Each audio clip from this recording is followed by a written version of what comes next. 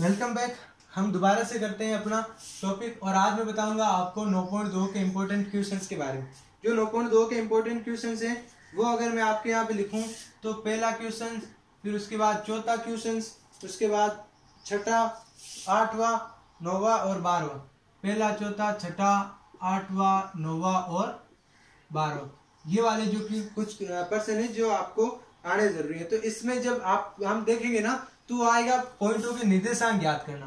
मतलब एक पॉइंट यहाँ पे दे रखा है, एक पॉइंट यहाँ पे दे रखा है और यहाँ पे इस जब लाइन को मिलाते हैं तो एक और पॉइंट आता है जो इसको काटता है। अब वो कहाँ काटता है, या तो ठीक बीच में से इसको काट सकता है या फिर थोड़ा इधर और थोड़ा उधर में काट सकता है, या फिर वो यहाँ पे काट सकता है या फिर वो यहाँ पे काट सकता है। तो जब वो काटेगा ना तो हम मान लेते हैं कि वो अगर बीच में से काटता है तो एक टुकड़ा इधर बचेगा और बराबर टुकड़ा इधर बचेगा। तो हम अनुपात क्या मान लेते हैं कि 1:1 में वो बांटता है। कब? जब वो सेंटर पॉइंट के काटता है तो। लेकिन अगर वो सेंटर से थोड़ा सा भी इधर काटा तो हम इसको मान लेते हैं कि ये M1 है, ये अपना M2 है। और यहाँ पे आपको दे रखा है, आपको पता है ये पहले वाला निर्देशांक x1 y1 और दूसरे वाला जो निर्देशांक होता है वो होता है x2 y2। तो आपको क्या करना है, इस वाले पॉइंट की जब निर्देशांक पूछेगा ना तो इसका भी तो अपना x और y होगा ना। तो इस वाले x का निर्देशांक पूछेगा तो आपको क्या करना है, आपको तो यहाँ पे जो सूत्र होता है ना वो सूत्र लगाना है। और वो सूत्र कौन सा होता है आपका, ये होता है M1 into x2 plus M2 x1 और अपोन में M1 प्लस M2। जब वो अंदर की तरफ काटेगा तो ये से ये आता है अंत्य विभाजन के लिए, मतलब इंटरनल डिवीजन के लिए, अंत्य विभाजन के लिए। तो ठीक है। और अगर y के लिए भी पूछे ना तो y के लिए नीचे तो आपको पक्का y M1 M2 आएगा, नीचे तो M1 प्लस M2 आएगा, इसमें भी आएगा, इसमें भी आएगा। अब M1 के साथ x के 2 वाले, क्योंकि x की बात कर रहे हैं तो 1 के साथ 2 वाले का गुणा कर दो और 2 वाले के साथ 1 वाले का, मतलब इधर वाले का तो गुणा कर दो इधर वाले के साथ और इधर वाले का गुणा कर दो इधर वाले के साथ। इसी तरह y के लिए करेंगे। ठीक है। तो y के लिए हम क्या करेंगे, हम M2 के साथ तो गुणा करेंगे y1 के लिए, ठीक है ना, और प्लस M1 के लिए हम गुणा करेंगे y2 के लिए। तो ये अपने इस पर तो हम जब डिटेल में ये चैप्टर करेंगे ना तब इसके अंदर जाएंगे। लेकिन अगर आपको बीच वाला पॉइंट पूछ ले तो एकदम ठीक बीच वाला मध्य बिंदु के निर्देशांक। तो मध्य बिंदु के लिए क्या होता है कि मान लो एक पॉइंट यहाँ से यहाँ तक जा रहा है और ठीक बीच में से काट देता है। ठीक बीच में से काटेगा तो एक टुकड़ा इधर बचेगा, उतना का उतना टुकड़ा उधर बचेगा। ये आपका x1 y1 और यहाँ पे ये x2 y2। तो बीच वाले के लिए तो कोई दिक्कत है ही नहीं। अगर x वाला पूछे तो नीचे भी 2 रख लो क्योंकि 2 टुकड़े कर रहे हैं ना, और यहाँ y के लिए पूछे उधर भी नीचे 2, x1 और x2 को जोड़ के 2 का भाग और y1 और y2 को जोड़ के 2 का भाग। अगर वो मध्य बिंदु के पूछे तो मध्य बिंदु के लिए हम ये वाला करते हैं, पहले और दूसरे को जोड़ के 2 का भाग, पहले और दूसरे को जोड़ के 2 का भाग। अब एक चीज यहाँ पे ध्यान रखना, वो जब क्वेश्चन में आएगा ना, चलो क्वेश्चन में आएगा तब बता देता हूँ, तब बता दूंगा। पहले यहाँ पे कर लेते हैं, पहला क्वेश्चन करते हैं, पहला क्वेश्चन करते हैं।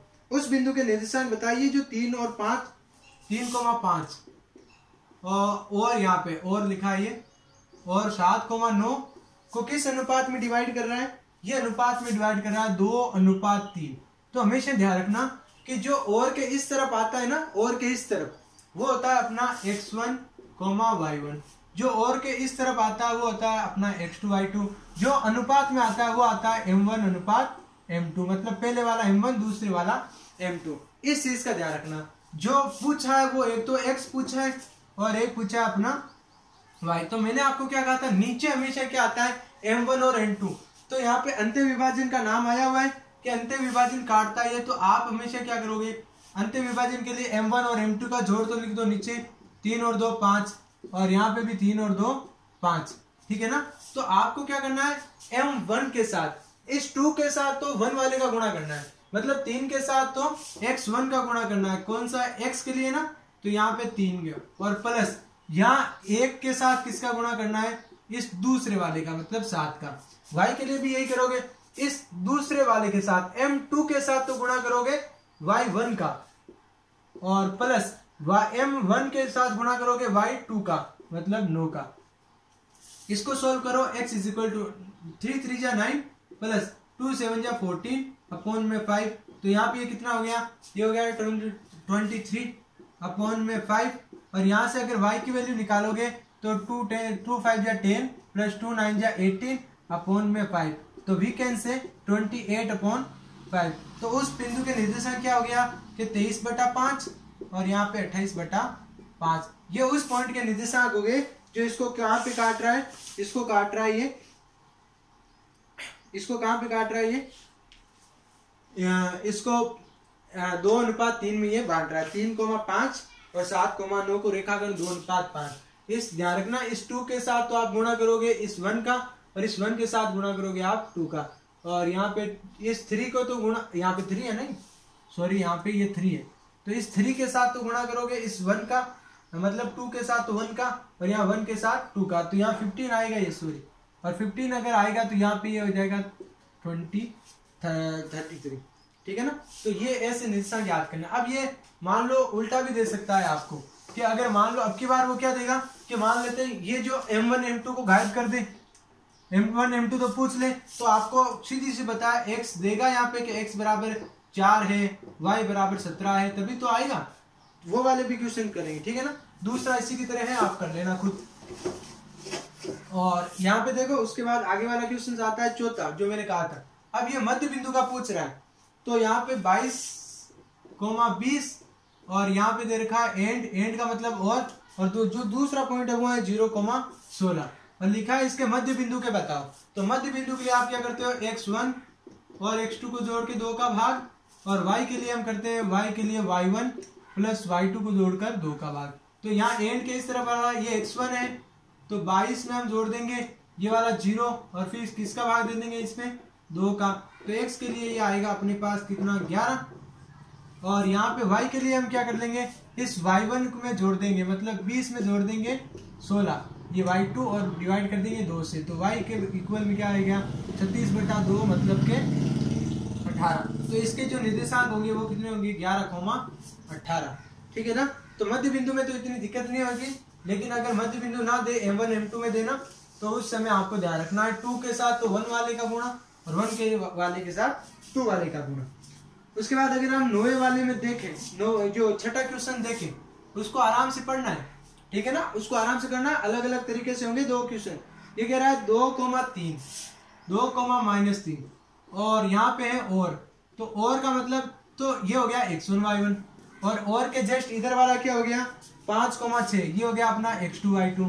ये कह रहा है कि ये जो पॉइंट है इनको जब मिलाते हैं तो y अक्ष से ये किस अनुपात में कटेगा, मतलब अब की बार y अक्ष से किस अनुपात में कटेगा। तो यहाँ पे चीज ध्यान रखना कि अगर इन पॉइंटों को x अक्ष और y अक्ष काटता है, कि या तो इन पॉइंटों को x अक्ष काटेगा या y अक्ष काटेगा या कोई पॉइंट काटेगा, तो जब भी आपको ऐसा दे कि ये y अक्ष किस अनुपात में काटता है या x अक्ष किस अनुपात में काटता है, तो हर बार हम अनुपात को क्या मानेंगे कि माना वो अनुपात कौन सा है, लैम्डा कोण में 1।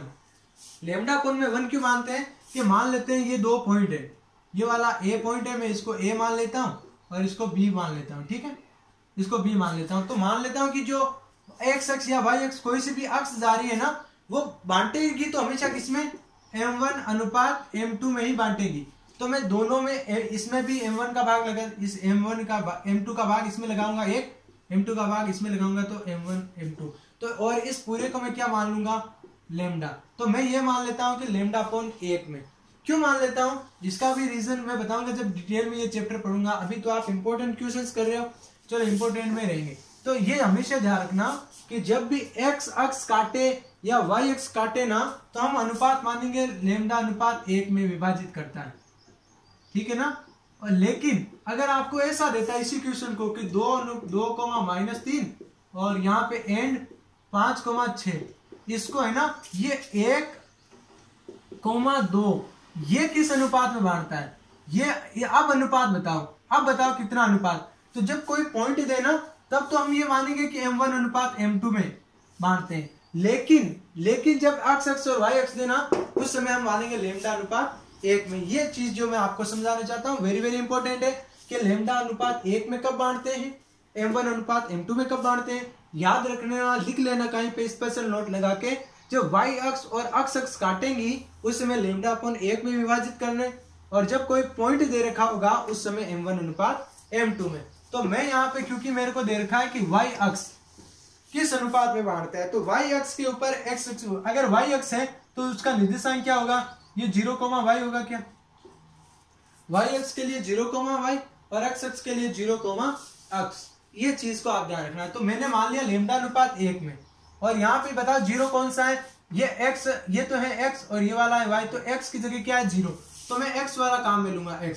अब वापस ये m1 है और ये m2 है, तो 2 के साथ तो हमेशा 1 वाला गुणा करना है, ये x लिया ना, तो 2 के साथ तो हमेशा 1 वाला और 1 के साथ हमेशा 2 वाला, ठीक है ना। और नीचे तो हमेशा कितना आएगा m1 प्लस m2, क्योंकि हमने ये m1 को मैंने लेमडा मान लिया, x की जगह कितना है, x की जगह 0, क्योंकि मैंने m2 को तो मान लिया 1, तो 1 के साथ मैं x1 का गुणा करूंगा, और यहाँ पे m2 को मैंने माना है कितना, m2 को तो 1, और m1 को मैंने माना लेमडा, इसके साथ x2 वाला गुणा करूंगा, और यहाँ पे 1 प्लस लेमडा, तो 1 प्लस लेमडा को डायरेक्ट इससे मल्टीप्लाई करूंगा तो क्या हो जाएगा मेरे पास 0 इक्वल टू, ये हो जाएगा 2 प्लस 5 लेमडा, और यहाँ से लेमडा को अगर मैं इस 2 को इधर भेजूंगा तो ये आएगा -2 बराबर 5 अपॉन में लेमडा। अब लेमडा के लिए मैं यहाँ मान लिखूंगा तो ये आएगा -2/5, तो ये -2/5 है। तो जो अनुपात आया ना वो अनुपात आया 2:5। कैसे आया, क्योंकि मैंने क्या माना है लेमडा अपॉन में 1, और लेमडा अपॉन लेमडा का मान क्या हुआ, लेमडा का मान हुआ 2/5 अनुपात में 1। अब ये 5 है तो ये उधर जाके क्या हो जाएगा 5, तो अनुपात मेरा टोटली क्या आ गया 2:5। अब आप बोलोगे सर माइनस कहाँ गया, तो मेरे प्यारे बच्चों माइनस ये दिखाता है कि ये इसको बाह्य विभाजित करेगा।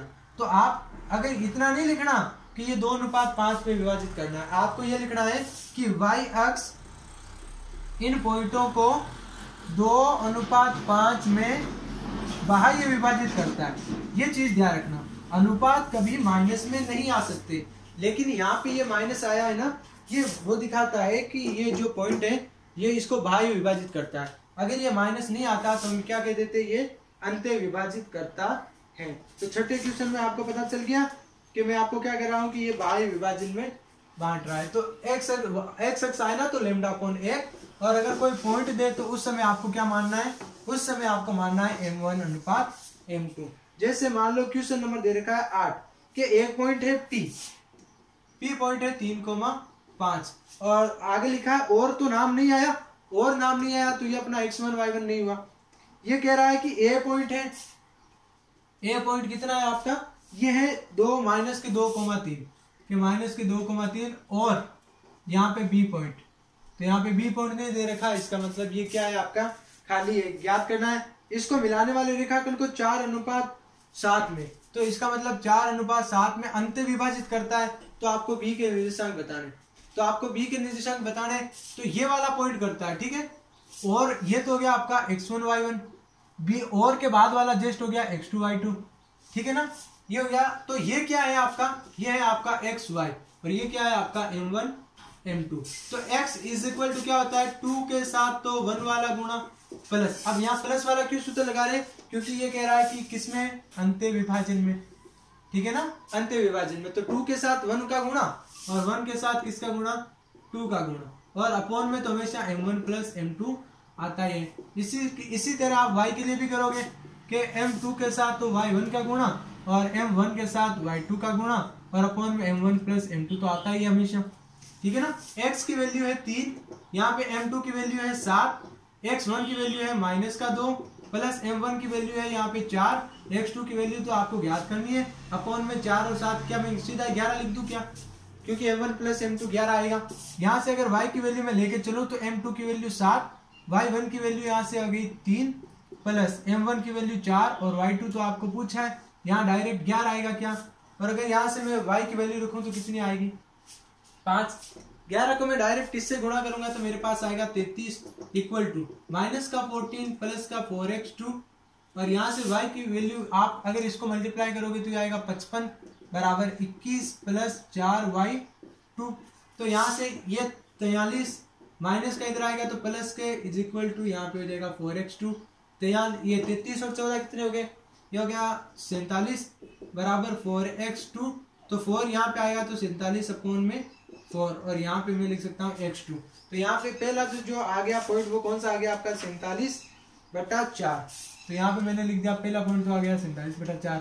दूसरा देखो, ठीक है ना, ये प्लस का इधर आएगा तो किसमें हो जाएगा माइनस, तो 55 में से 21 गया और यहाँ पे 4/2, 55 में से जब 21 जाएगा तो कितना बचेगा, 5 में से 1 गया 4, तो यहाँ से बच गया 4, 5 में से 2 गया तो 3, 34, और यहाँ से 4 को भाग में ले आओ, यहाँ से y2 बचेगा, तो y2 की वैल्यू यहाँ से ये कट रहा है इसका 17/2 बार, क्योंकि ये 2 से कटेगा 17 बार, ये 2 से कटेगा 4 बार, तो दूसरा आया वो कितना आ गया अपना 17/2। तो यहाँ से x2 और y2 का वैल्यू निकालनी है। बात आई समझ में।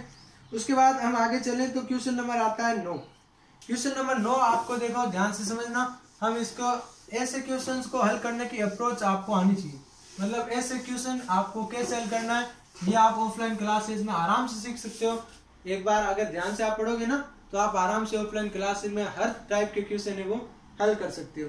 नवा क्वेश्चन दे रहा है 2 पॉइंट, एक तो है 11,9 और, तो जैसे ही और नाम आ गया हम समझ गए ये x1 y1 है, और उसके बाद है 1 और 2, तो ये x1 y1 ये x2 y2, ये कह रहा है कि इसको जब आप मिलाओगे तो समत्रिविभाजित करने वाले बिंदुओं के निर्देशांक, मतलब एक पॉइंट यहाँ दूसरा पॉइंट यहाँ, तो जब आप ये दोनों पॉइंटों को मिलाओगे तो ये वाली लाइन बनी, इस लाइन के 3 बराबर टुकड़े करने वाले, तो मैंने कहा पहला टुकड़ा इधर, दूसरा टुकड़ा ये और तीसरा टुकड़ा ये, तो इसको 3 टुकड़ों में बांटने वाले बिंदु के निर्देशांक याद करो, मतलब एक तो इसके निर्देशांक याद करो और एक इसके निर्देशांक याद करो। बात आगे समझ में। पहले मैं भूल जाता हूं कि ऐसा कोई टुकड़ा है क्या, ठीक है ना, तो कितने टुकड़े हो रहे हैं, एक ये वाला, एक ये वाला, एक ये वाला, तो टोटल टुकड़े कितने हो रहे हैं, 3 टुकड़े हो रहे हैं, टोटल 3 टुकड़े हो रहे हैं ना। पहले मैं इस पॉइंट को, अगर मैं इस पॉइंट के लिए देखूं तो बताओ इधर टुकड़े कितने हैं, तो आप बोलोगे सर एक टुकड़ा ये, एक टुकड़ा ये, इधर 2 टुकड़े हैं। अगर मैं इसके लिए देखूं तो इस तरफ कौन कितने टुकड़े हैं, 1, तो क्या इनका अनुपात 2:1 हुआ क्या, इधर 2 है इधर 1 है, तो इस वाले पॉइंट के लिए मेरा m1 अनुपात m2 कितना हो गया, 2:1। बात आगे समझ में। तो पहले मैं इसका ही याद करूंगा कि m1 अनुपात m2 कितना हो गया मेरे पास, 2:1। ये मेरा a पॉइंट मान लेता हूँ, इसको b पॉइंट मान लेता हूँ, इसको c पॉइंट मान लेता हूँ, इसको d पॉइंट मान लेता हूँ।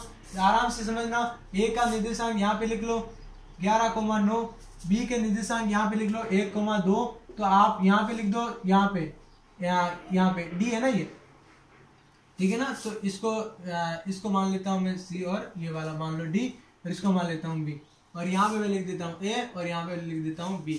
तो यहाँ पे इसके जो निर्देशांक है, क्योंकि ये तो आपका x2 x1 होगा, तो इसको मान लेता हूँ मैं x और y, और इसको मैं मान लेता हूँ x3 और y3। कैसे भी मान लो, नहीं मानोगे तो ही चलेगा, लेकिन मान लेते हैं। तो पहले अगर मैं इसके लिए देखूँ c के लिए, तो c के लिए x की वैल्यू क्या आएगी, कि आप इधर तो देखो ये m1 m2 किसके लिए, c के लिए, ध्यान से समझना, c के लिए इधर 2 है, m1 इधर 1 है, तो c के लिए आपके पास क्या है, आप m2 को गुणा करोगे x1 से, मतलब इस x को गुणा करोगे, इधर वाले को गुणा करना इधर से, इधर वाले को गुणा करना उधर से, कैसे बहुत सारे अप्रोच है। तो इस m2 को, ये m2 है, m2 को गुणा करोगे x1 से, तो 1 को गुणा करोगे आप 11 से, प्लस यहाँ से m1 को गुणा करोगे आप x2 से, तो यहाँ पे आप 2 को गुणा करोगे 1 से, और यहाँ से 1 और 2 आप जोड़ लोगे, ठीक है ना, 1 और 2 को आप जोड़ लोगे।